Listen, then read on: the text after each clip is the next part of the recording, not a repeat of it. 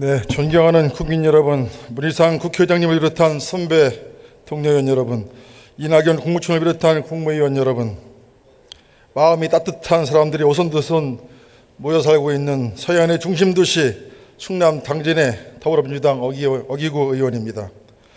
국가를 지탱하는 핵심 자원이자 국민 모두가 소유자인 국가에너지 정책은 대표적인 공공재로서 우리나라뿐만 아니라 전 세계 모든 국가에서 가장 중요한 국가 정책 중에 하나입니다. 지난 과거 우리는 값싸고 안전하고 깨끗한 에너지라는 이유로 가장 더러운 에너지인 석탄 화력과 가장 위험한 에너지인 원자력에 올인해 왔습니다. 그러나 이제는 국민의 안전과 경제성 측면에서도 우리나라 에너지 정책의 대전환을 요구받고 있습니다. 이 에너지 정책의 전환은 우리에게는 선택이 아니라 필수인 것입니다.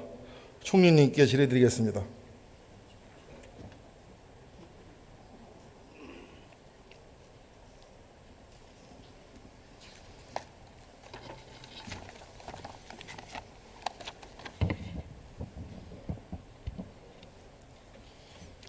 총리님 연일 노고가 많습니다. 감사합니다. 총리님, 그동안 우리는 값싸고 안전한 에너지라는 이유로 원전을 선호해 왔습니다. 그렇죠? 예. 그러나 총리님, 우리나라 원전의 발전원과 계산에 원전의 안전 비용, 입지 선정 갈등 비용, 고전이 방패물 등 해결료 사후 처리 비용 등 이런 것들도 함께 계산한 것입니까? 네, 아주 극히 부분적으로만 반영돼 있고요. 선진국에 비해서 반영 비율이 낮은 편입니다. 네, 그렇습니다. 2003년 부안 방패장 사태와 같은 입지 선정 갈등 비용 등은 우리나라 원전 발전 원가에 전혀 반영되어 있지 않습니다. 총리님, 고준위 방패물 관리에는 막대한 비용이 소요되고 있습니다. 아시죠? 네, 전임 정부 때인 2016년 산업부의 추계에 따르면 64조 원 정도가 필요할 걸로. 네, 이 비용도 현재 원전 발전원가에 전혀 반영되어 있지 않습니다. 그렇죠? 네, 안 되어 있습니다. 네, 이 지금 PPT를 보면 이 중간 저장 시설에 약 한 26조 3,565억 원이 들고 영구 처분 시설에 37조 7,736원에서 총 사업비만 64조 1,300억 원이라는 막대한 비용이 소요됩니다. 근데 총리님, 이 추계 비용도 말이죠, 입지 선정 과정에서 발생한 막대한 사회적 비용 같은 거가 추가가 안 된 겁니다. 이 비용을 감안하면 지금 추계한 비용보다 훨씬 더 많은 비용이 들 거라고 본의원은 생각합니다. 어떻게 생각하십니까? 예, 그 저준위 방패장 건설만 하더라도 여러 지방에서 수많은 상처를 남겼었습니다. 우리 의원님 그 고향도 그랬었고요. 저희 고향도 마찬가지였고요. 네. 네, 그래서 경주로 그게 낙착이 되긴 했습니다만, 하물며 고준위로 가면은 우리가 일찍 그 경험해보지 못하는 만큼의 갈등과 사회적 비용이 발생할 것이라고 예상하고 있습니다. 네, 상상을 초월한 갈등 네. 비용이 발생할 것이라고 예상됩니다. 이처럼 숨겨진 외부 비용들이 원전 단가에 드러나지 않기 때문에 지금 야당이 주장하고 있는 원전의 경제성은 상당히 왜곡되어 있다, 이렇게 말씀을 드릴 수가 있겠습니다. 야당이 지금 주장하고 있는 현재 원전의 경제성은 고준위 방패물 등 이 사후 처리 비용 등을 전혀 반영하지 않은 잘못된 가격이기 때문입니다. 총리님께도 마찬가지라고 생각하십니까? 네, 반영이 안 되어 있습니다. 올해 3월에 미국 에너지관리청 발표에 따르면 2022년도에 가면 말이죠, 이 원자력은 메가와트 아워당 92.6달러가 들어가는데 LNG는 49달러, 육상풍력은 59.1달러, 태양광은 63.2달러가 소요된다고 전망을 했습니다. 영국 에너지 산업 전략부도 2025년에 가면 원자력이 메가와트당 95파운드가 들어가는 데 반해서 육상풍력은 61파운드, 태양광은 63파운드가 들어간다고 전망을 했습니다. 우리나라 에너지경제연구원도 지난해 12월 발표에서 2028년에 가면 태양광이 완전히 원전의 경제성을 앞지를 것으로 내다봤습니다. 앞으로 한 10년이 안 남았습니다. 총리님 어떻습니까? 원전은 더 이상 값싼 에너지가 아니라고 할 수 있는 거 아니겠습니까? 네, 의원님께서 말씀하신 이 기관들 가운데 미국의 기관에 따르면 태양광 대비 원전의 발전 단가가 46%가 비싼 걸로 되어 있고요. 영국 네. 기관은 51% 비싼 걸로 네. 되어 있습니다. 더구나 태양광을 포함한 신재생 에너지의 기술 발달 속도가 매우 놀라워서요. 네. 원가가 많이 급속하게 낮아지고 있는 것이 현실입니다. 네, 우리 정부도 잘 알고 계십니다. 현재 우리 원전에서 사용하고 난 사용국 핵 원료, 소위 말하는 고준위 방패물을 어떻게 관리하고 있는지 아십니까, 총리님? 뭐 임시 저장 시설에 넣어두고 있는데요. 네. 월성의 경우는 2021년이면 포화 상태가 되는 걸로 예상되고 있습니다. 그렇습니다. 지금 처분장이 따로 없어서 그냥 원전 옆에 무작정 쌓아놓고 있는 거 아니겠습니까? 네, 지금 당장 월성 원전의 경우에 내년이나 내후년이면 사용 후 핵 연료를 더 이상 쌓아둘 곳이 없습니다. 그러면 정부는 어떻게 하실 겁니까? 그래서 연내 내부 준비를 거쳐서 내년부터는 공론화 과정에 들어갈까 이렇게 준비를 하고 있습니다.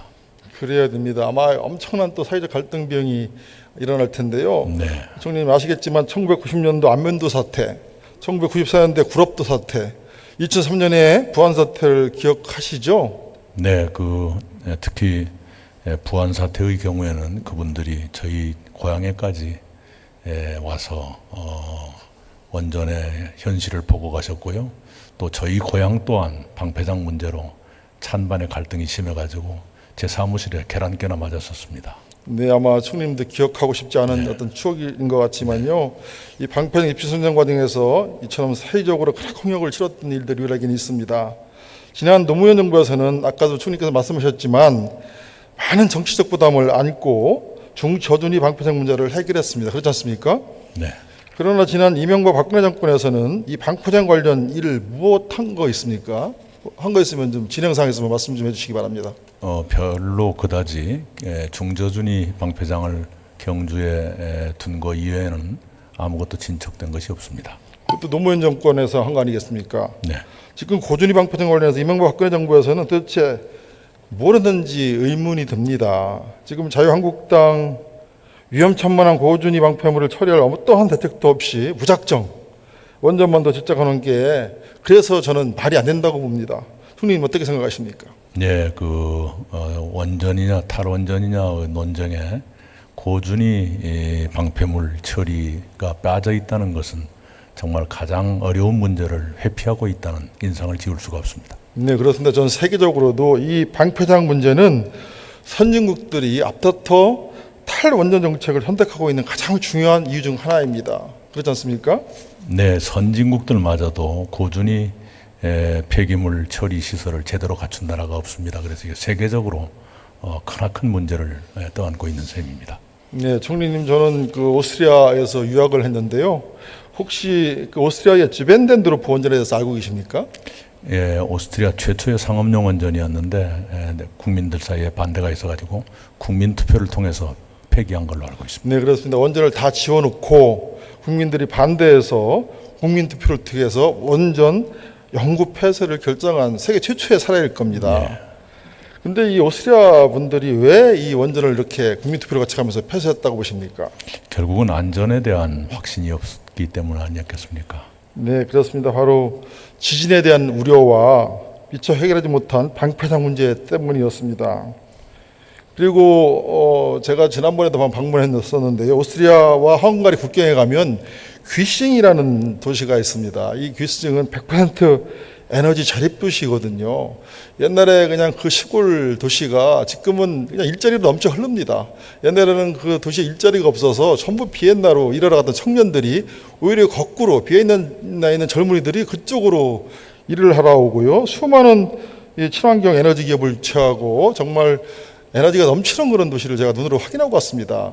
그래서 오스트리아 사례를 우리 정부도 반면교사로 삼아서 잘 생각해 보시기 바랍니다. 네. 네, 총리님, 오스트리아를 비롯해서 주요 선진국들이 왜 탈원전 정책을 채택하고 원전 대신에 신재생 에너지에 압도적으로 많은 대규모 투자를 하고 있습니까? 있다고 생각하십니까? 네, 역시 안전 문제가 제일 큰 고려 사항일 테고요. 그리고 아까도 말씀 주셨습니다마는 여러 비용을 다 합쳤을 때 발전 단가가 오히려 원전이 더 비싸게 된다. 신재생 에너지가 더 싸게 먹힐 수가 있다. 이런 믿음 때문일 겁니다. 독일 같은 경우는 우리보다 햇볕이 훨씬 적음에도 불구하고 네. 일찍이 태양광 발전에 눈을 떠서 그렇습니다. 네, 오히려 미국보다 더 먼저 신재생 에너지 개발을 시작했던 그런 나라 아닙니까? 예, 맞습니다. 오스트리아는 제가 거기서 살아봐서 아는데요. 독일 오스트리아는 해가 4시면 다 떨어집니다. 겨울에도. 그런데도 불구하고 태양에너지가 아주 발전된 그런 나라 아니겠습니까? 바로 이 안전 문제 때문입니다. 잘 아시겠지만 1980년대 발생한 체르노빌 사고 기억하시죠? 네. 지금 30년이 지났지만 아직까지 사람이 살 수 없는 폐허의 땅이 되어버렸습니다. 네. 또 7년 전에 일어났던 후쿠시마 원전 참사, 인명 피해는 말할 것도 없고 지금 사고로 인한 경제적, 정신적, 사회적 피해는 헤아릴 수 없이 막중합니다. 이처럼 원전 사고는 한번 사고가 터지면 인류를 파멸로 몰아가기 때문에 위험한 것입니다. 체르노빌 근처에는 아직도 항문 없는 아이가 태어나고요, 한쪽 문이 없는 아이가 태어나고 또 육손잡이 이런 아이들이 태어난다고 합니다. 이 유전자가 바뀌어가지고 후손 대대로 이런 현상이 벌어지는 것이거든요. 그 정도로 이 원전의 위험성은 정말 무서운 것입니다. 인류 파멸로 가는 것이거든요. 네, 그래서 마침 오늘 아침 국회 오기 전에 국무회의를 열고 그 모두 발언하면서 몇 가지 얘기를 했습니다. 그 중에 하나로 일본 정부가 후쿠시마 원전 방사능 오염된 물질을 정화해서 바다에 방류하는 걸 검토하고 있는데요. 그 후쿠시마 원전을 관리하고 있는 도쿄전력이 위험하다고 하는 조사 결과를 발표했습니다. 그래서 이웃나라 정부의 책임자로서 일본 정부에 책임 있는 설명을 요구하고 이걸 중지해 주기 바란다 이렇게 발표를 했습니다. 네, 그게 바다가 저 앞쪽으로 돌아서 우리 한반도에 오는 건 제일 마지막에 온다고는 하지만 그러나 이웃나라로서 그런 문제를 제기하는 것이 옳다고 판단해서 그렇게 제기했습니다. 네, 이게 저는 남의 문제가 아니라고 봅니다. 총리님, 우리나라 원전은 정말 안전면에서 100% 완벽하다고 저는 볼 수 없다고 봅니다. 사고는 언제라도 있는 것이거든요. 2016년에 경주, 지난해 11월 포항에서 지진이 발생했을 때 우리 국민들이 가장 걱정한 것이 바로 원전이었습니다. 경주, 포함이 포함된 우리나라 동남권에 이미 세계 최대의 원전 밀집 지역 아니겠습니까? 여기에 인구가 얼마 정도 살고 있습니까 지금? 약 300만 가까이 살고 계시지 않습니까? 네, 부산 합치면 더 많아질 점을 거고. 유념해서 우리 원전 대책을 잘 가져가 주시길 바라겠습니다. 네. 그리고 또 총리님 또 계속해서 질문을 드리겠습니다. 지금 문재인 정부가 이 멀쩡히 돌아가고 있는 원전을 한 번에 모두 없애자고 하는 것입니까? 예, 문재인 정부의 원전에 관한 정책은 이것입니다. 우선은 설계 수명을 다한 원전은 수명 연장을 하지 않는다. 두 번째는 재임 중에 신규 건설은 하지 않는다. 는 것이고요. 월성 1호기의 경우에는 이미 설계 수명이 끝났었지만 10년을 연장했던 것 아닙니까? 네. 그런데 그 노후 오래된 것이다 보니까 발전을 하면 할수록 오히려 손해가 커져서 예. 불가피하게 폐쇄했던 것입니다. 현재 지어지고 있는 원전이 5개이기 때문에 2022년 문재인 정부 임기가 끝나는 마지막 해에는 원전을 통한 발전량이 오히려 늘어나서요. 33.8%까지 올라가게 되어 있습니다. 네. 그런데도 불구하고 일각에서는 완전히 무슨 원전을 그냥 없애는 것처럼 탈원전을 그냥 바로 하는 것처럼 이렇게 얘기를 하시기 때문에 우리 국민들이 오해가 좀 있는 것 같습니다. 네, 지금부터 이 속도대로 간다고 하더라도 65년 정도가 걸려야만 원전이 없어지는 그런 상태입니다. 네, 그래서 그때까지 많은 에너지에 관련된 기술이 발달할 것이고요. 또 여러 가지 새로운 대안이 나올 수 있다고 생각합니다. 네, 그러니까 그래서 다시 그때까지 과도하게 밀집되어 있고 과도하게 높은 원전 의존도를 천천히 낮춰가자, 이런 정책이라는 말씀을 드립니다. 네, 그러니까 우리 문재인 정부는 수명이 다해서 위험하고 경제성이 없는 원전만 자연스럽게 도태시킨다, 이죠? 그리고 이 도태시키는 비중이 앞으로 65년 후에, 그러니까 그 사이에 천천히 우리나라는 이 독일이나 유럽 선진국들처럼 신재생 에너지비를 점차적으로 높여가면서 원전을 줄여나가는 거 아니겠습니까? 네. 아마 여기 계신 분들 살아계실 때는 탈원전 구경 못하겠죠? 의원님 살아계시기 바랍니다. 총리님도 살아계셨으면 좋겠습니다. 그리고 이 원전 폐쇄 결정이 이번이 처음입니까? 우리 이제 문재인 정부가 월성 1호기 폐쇄한 거 아니겠습니까? 한기. 네. 이게 지금 처음입니까? 또 있습니까? 그것밖에 없지 않나 이게 싶습니다. 그 이전에 정부- 고리가 있었죠. 네, 박근혜 정부 네네. 때 네, 그 이전에 고리가 있었습니다. 원전을 폐쇄한 적이 있지 않습니까? 네네네. 고리 이루기. 이거는 네. 박근혜 정부 때 결정한 거 아니겠습니까? 그렇습니다. 근데 왜 우리 문재인 정부의 원전 폐기만 그렇게 공격하시는지 모르겠습니다. 예, 원전 문제가 좀 정치 투쟁의 일부처럼 돼가고 있는 것은 안타까운 일이라고 생각합니다.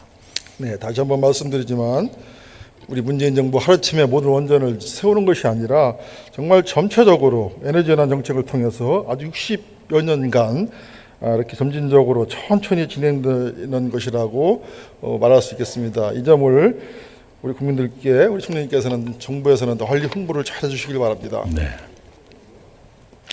그리고 총리님, 원전에 대한 세계적인 추세, 지금 이 정책 방향, 이 선진국들의 정책 흐름 정도를 좀 알고 계신 게 있습니까? 예, 우선 OECD 35개 나라 중에서 25개 나라가 아예 원전이 없거나 원전을 감축하고 있거나 네, 원전을 아예 없애는 방향으로 이른바 제로화로 가고 있거나 그런 상태고요. 네, 신규 발전 선비, 새롭게 발전 설비를 위해서 투자하는 그 투자액의 70% 정도는 신재생 에너지 쪽이고요. 네. 원자력은 4% 이내 이렇게 파악되고 있습니다.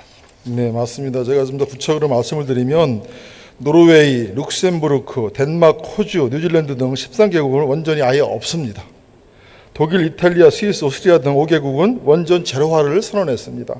벨기에, 스웨덴, 네덜란드, 프랑스 등 7개국은 원전 감축을 추진 중입니다. 이 정도면 총리님, 세계적인 추세가 탈원전이라고 생각하지 않습니까? 네, 원전 이후 시대를 준비 또는 그쪽으로 진입하고 있는 단계다. 훗날 그렇게 평가될 수도 있을 거라고 생각합니다. 그리고 전 세계에서도 지금 투자하는 것이 전부 신규 발전 설비가 이 신재생 에너지 쪽으로 투자하고 있지 이쪽 신규 원전 쪽으로 투자를 하고 있지 않거든요. 네, 여기 OECD 국가를 좁혀서 보아도 원전 투자 비율은 4.2%에 불과합니다. 전체 투자 금액의 73.2%가 바로 이 신재생 에너지 설비에 투입이 되었고요.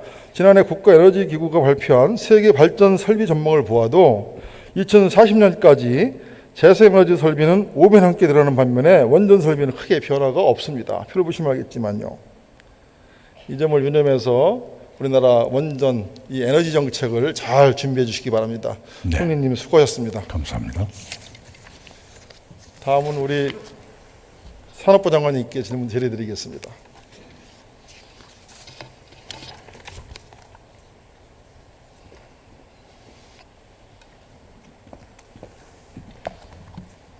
장관님 취임을 축하드립니다. 감사합니다. 업무 파악 많이 하셨습니까? 그렇습니다. 네. 장관님, 우리 원전 건설을 계획 중인 국가들 중에서 실제 우리나라가 수출할 수 있는 국가가 어느 나라들입니까? 네, 지금 현재로서는 영국하고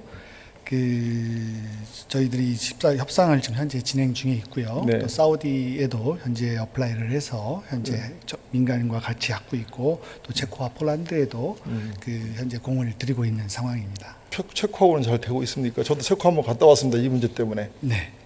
체코도 좋은 의향을 건설 계획을 갖고 있어서 저희들이 현재 협력을 하면서 의향타진에 있습니다. 네, 우리 원전을 잘 수출을 해주시기 바랍니다. 네. 그리고 우리나라 이 정부 에너지 정책 전환 정책들이 지금 현재 이들 나라에게 원전을 수출하는데 지장을 주고 있다고 보십니까?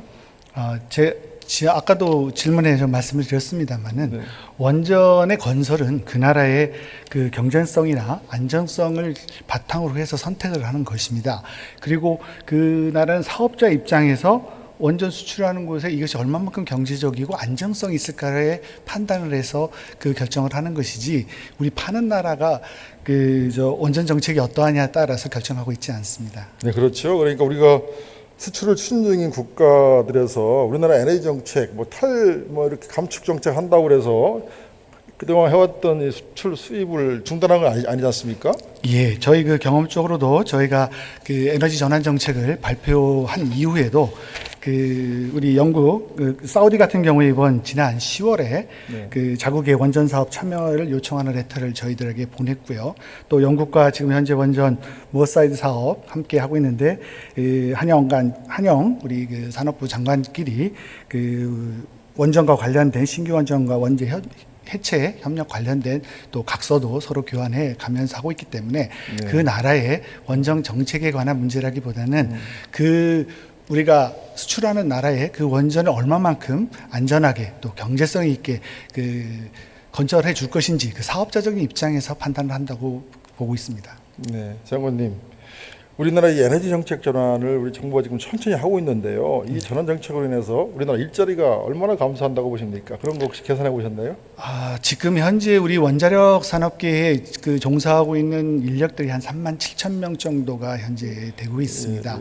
물론 저희들이 원자력에 대한 이 에너지 전환 정책에 따라서 단계적으로 감축을 해 나가고 있습니다만은 이거에 비해서 물론 그 숫자가 줄기 때문에 좀 줄어들 걸로 예상이 됩니다만은 저희 정부 입장에서는 그 원자력의 새로운 그 운영에 있는 방법들 또 원자력 수출로 인해서 우리의 원자력 산업이 가질 수 있는 핵심 경쟁력을 유지하는 것에 주안점을 두는 반면에 그 우리 에너지 전환 정책의 또 하나의 가장 중요한 축인 그 대안으로서 등장하고 있는 우리 신재생 에너지 산업이 갖고 있는 그 성장성을 주목을 하고 있습니다.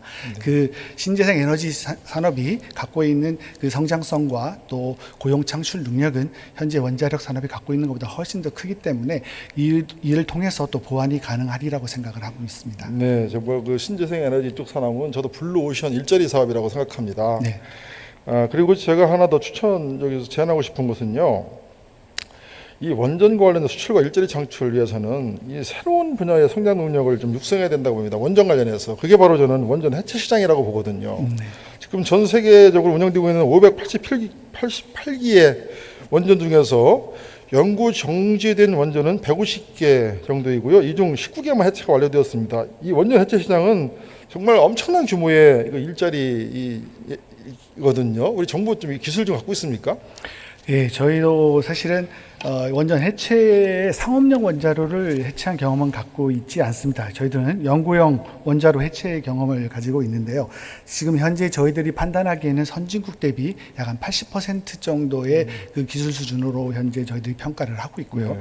실제적으로 21년까지 저희들이 이 원전 해체 기술의 100% 국내 네. 자립화를 위해서 네. 그 단계적으로 필요한 그 여러 가지 기술 자립화를 위해 노력을 현재 하고 있습니다. 네, 이거 해서 꼭 이 시장 선점하시기 바랍니다. 네, 감사합니다. 들어주셨습니다. 최대한 노력하겠습니다. 네.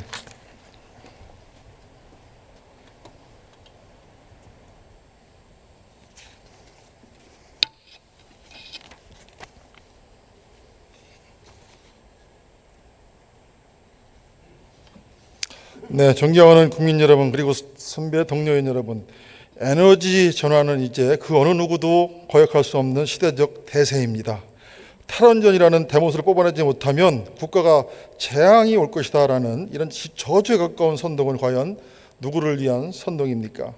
이제 더 이상 안전하지도 경제지기도 않은 이 원전에 집착해서 사실을 왜곡해서는 안 됩니다. 에너지 정책 전환을 계기로 우리도 세계적 흐름에 맞춰 깨끗하고 안전한 에너지 백년대기를 수립해서 후손들에게 물려줄 수 있도록 차분히 준비해 나가야 합니다. 경청해 주셔서 감사합니다.